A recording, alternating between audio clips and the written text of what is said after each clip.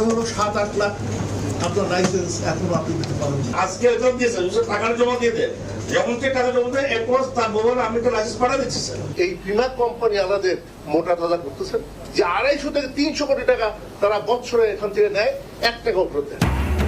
তোপের মুখে সড়ক বিভাগ, উন্নয়নের পরও সড়কে এত যানজট দুর্ঘটনা কেন? ক্ষুব্ধ মন্ত্রী।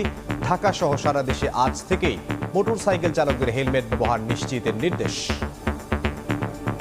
এখন মফস্বল এটা চালু করেন, ডিসি সাহেবদের বলেন, এসপি সাহেবদের বলেন যে ওইসব জায়গায়ও কাউকে তেল দেওয়া হবে না যদি হেলমেট না থাকে। 8 মিনিটের পরিবর্তে 5 মিনিট পর পর মেট্রো ছাড়ার পরিকল্পনা। আপাতত চিন্তা নেই, শুক্রবার চালু।